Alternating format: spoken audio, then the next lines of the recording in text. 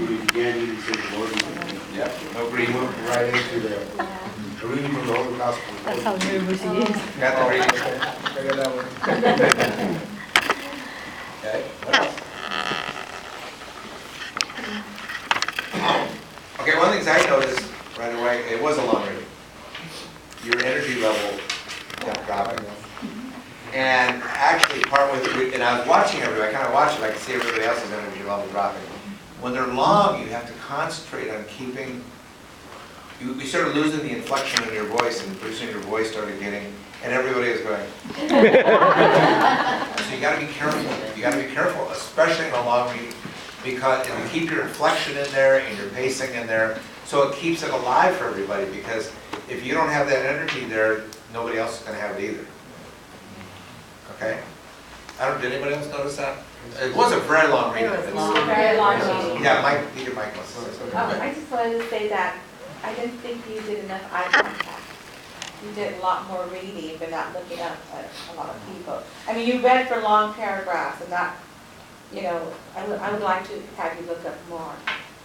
Yeah. Even that was a long reading, but you did pretty good, considering. When you have a long reading, just a suggestion, you really have to learn in that reading things you can go through fairly fast. And then other places where you want to slow down. Particularly you want to slow down when you're quoting Jesus' words. Those words should have power. They're very different from, you know, describing the scene. Very, very different. And it will help you. And it will help your audience too, because you're going through those parts relatively fast. You don't have to have it all be the same at all. But let Jesus' words, let them be powerful. And the other thing, at the end of the sentence, didn't happen all the time, but it did happen a few times, where your words just kind of fell. You know, your words just kind of fell. You want to keep the end of the sentence, keep it up actually. Don't let it drop off at all. And keep it good and strong as you finish. The other thing, too, is when you're going to say Jesus' words is just a recommendation, I would recommend you have those almost memorized. So when you say them with power, you can look at people. That will grab the people. They'll remember Jesus' words, which is what you want. This is a conversion experience, a heck of a conversion experience. You know, we know the difference between Samaritans and Jews. You know, so, I mean, this is really a big deal. First, it's male and female. Jewish men did not speak to females, let alone a Samaritan female. So it's a really big deal. This can be an extremely powerful reading because it is such a strong conversion experience that this woman goes through. Here's this woman that has to go in the middle of the day when it's really hot, all by herself. The women at that time didn't do that. The well was a place you went and gossiped. The women loved to get there. It was a greeting place for all the women. But this woman has to go all by herself. You know, there's no friends. She has no friends. Nobody to go share with. Nobody to gossip with. She's extremely lonely. She hangs on to these guys because she's so lonely. She's got to have somebody. She doesn't even care that much because she knows she's being ridiculed. And then this stranger, a Jewish man, reaches out to her in a way that's never happened before in her life. So that's why you want to really get into that gospel whenever you, this is a tough one. I don't know if you pictured it, but this is tough. To do this reading is difficult. It's not But my that- original. But that's how you want to do the readings. You really want to get into them and take them so that you'll know when you should be strong and emphasize that.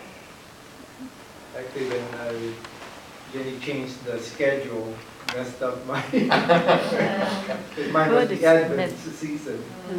Yeah, that's a tough gospel to proclaim because it's so long, but it can be dynamite. I wanted to compliment you that you did memorize the last line. and when it's ready to end. I like that. You mean what's in your pocket? What do you want? Yeah, that's great. We're not on Halloween yet, One so final thing on the proclamation. Yeah. The very final thing, when you say the gospel of the Lord, just like in the beginning, when you say the Lord be with you, you're in conversation with the assembly. And if you're in conversation with somebody and you make a statement to them expecting you to respond back, You look at them. shouldn't you be looking at them rather than, you know, like, what is your name? Jeff. You know, you would look. Well, the same way when you say the gospel of the Lord, you know they're going to respond, so you look at them. You know, don't put your head down, oh, I'm going to the homily next, you know, or whatever thing I'm going to do next. You know, you wait for their response. You engage them. Okay, That's good. let's talk about the humbling. Okay, humbling. Let's talk about the nuggets, the good things, what grabs you. Well, it was very obvious to me, the nugget. Yeah. Nobody can miss that. Being prepared, using Lent, as time of preparation, and it was very consistent. I mean, he used the word, a tool of repeating the same word several times so that you don't really miss it. And then starting, well, the finish wasn't, didn't need to be prepared, but it's obvious because it tied into his having things in his wallet. Dynamite ending, I mean, it's like, made people laugh, but it also made them think, oh, he's talking about the very beginning, Yeah. he had that in his wallet. Yeah. Beginning and ending is really tied Yeah, together. it's tied together, very neat package. And also about, you brought up the fact that we listen to commercials a lot, and that is a commercial. And we remember that, you know. They connected it all the way in lots of ways. The Be Prepared isn't a Yeah. commercial, but everybody knows that's the Boy Scout motto. Yeah. Yeah. Be prepared. What are you doing with safety? What am I gonna do with the safety thing? Figure out what's wrong.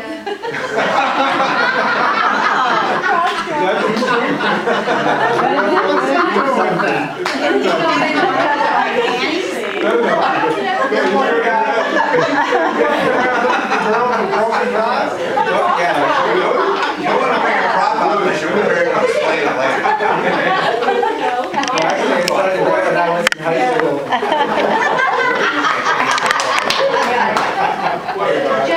Okay. Any other, tell us more nuggets, more things to grab you. The theme was very good. Yeah, I got the nugget at the very beginning when I see that. Yeah. Well, what's good about that is people will remember it and they'll talk about it afterwards. That's what's so good about that. What's in your wallet? That was great. Just great. Yeah. And you were engaging. You looked at us all. You had us there. That was great. Mike? Just go on the nugget and the fact of repeating, I like the way he said, kind of went through our senses, our mind, our ears, our eyes, our mouth, our hands, how we can, the different ways we can prepare to do. For me, that was something, he had me listening to that. He had me. It was a rhythm.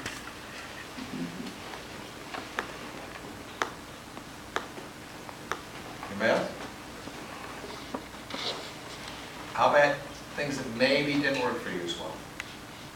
Things that maybe lost you or kind of distracted you maybe?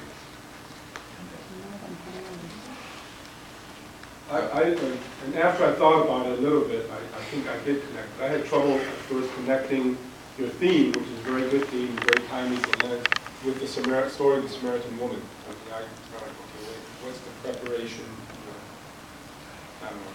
Did I miss something? Maybe I just didn't hear it. The connection with, Lent. I actually have that written, I have it written down here, what is the theme? Okay, it's be prepared, I wrote that down. And then I went, how's it tied? How does it tie into Well, the the soul reading? searching, because Jesus invited the woman to do some soul searching in her life. So being prepared is doing some soul searching of our own, having a deeper relationship with Is this tomorrow's gospel? Yes. Oh, yes. You can listen to it again. Yeah. What you want to do, if you're going to do that, is to make a conscious effort to tie your theme to it, so that we understand what the tie to the theme is.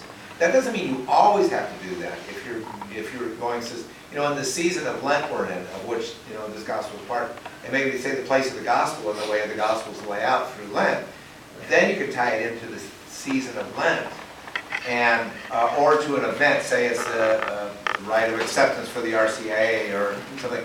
You can focus on that because it's a theme of the liturgy, and it fits. And usually the readings should fit that as well. But you always want to use something to tie it to that, so you have a link and go, okay, I get it. I get the link. See what I mean? Because remember, part of what the homily does is it breaks open the readings and it breaks open what's going on in the liturgy, so that they get a better understanding of what God's saying to them today. Now, the message is good. I'm just saying, but you need to tie it together too.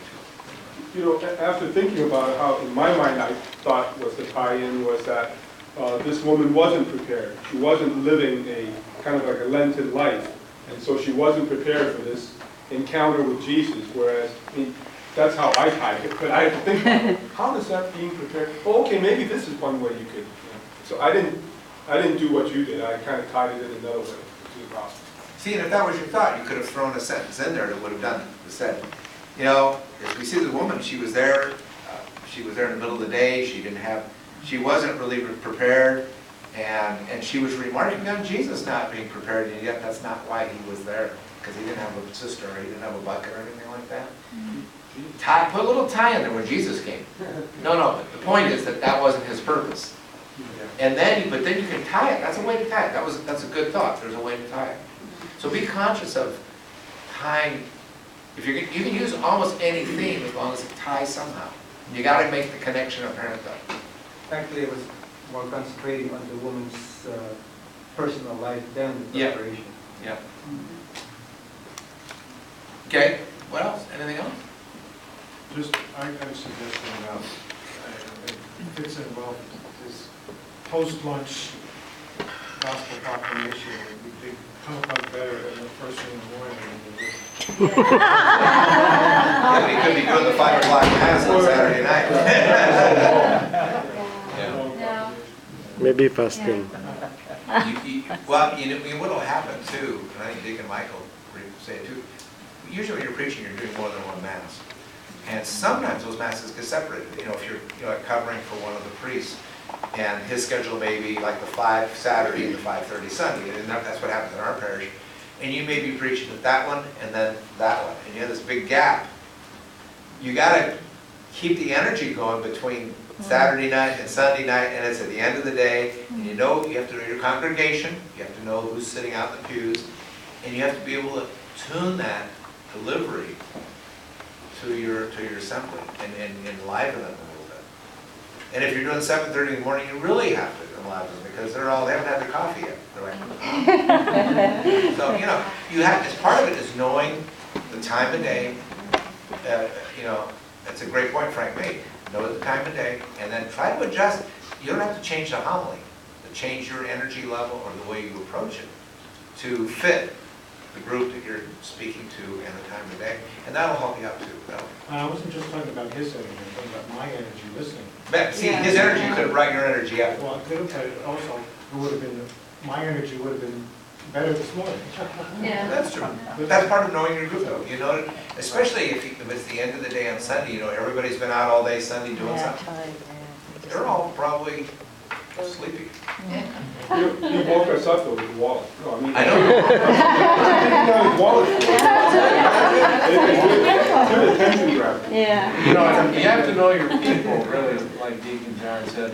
In my parish, 7:38 Mass is all the people that wish the Mass was in Latin. And there's no singing. It depends on the priest. He loves to throw in singing, which I love. Anyways, 7:30 Mass is mostly old timers. They get up 9 o'clock Mass is the children's Mass. So it's completely opposite. Now, I've done 7:30 and 9 and 11 and 12:30. all on the same day. Yeah. So you have, you know, you can't give the same homily 7:30 that you give at 9 o'clock. You just can't. You gotta be able to twist things a little bit sometimes. It may or may not happen. You just have some reminders. From mass to mass, that's what I was trying to get at too, is you're doing multiple homilies, no two homilies will be the same. And your energy level change, and that's why I always say, I hear deacons say, well, they preach all the masses on Sunday. By the time they do the last one, they didn't do the people any justice or themselves because they're exhausted. Doing two homilies, even two homilies, you're exhausted at the end of that, because if you really put yourself into your homily, you're putting everything into it. And when you're done, you're done. So it's hard to keep, that's what I was talking about, that energy level. You got, that'll help keep your people going. Moving will help. Sometimes if you get comfortable, I think Ray, there you are.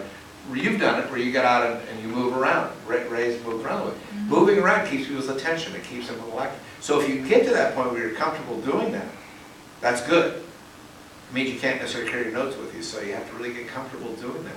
But things like that will help.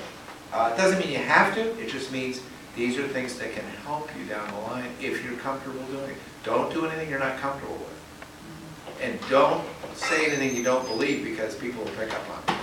I know you did. I'm just saying that's in general. Some of the don'ts. Anything else? Anybody?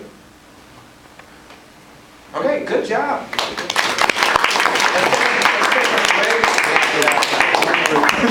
We are running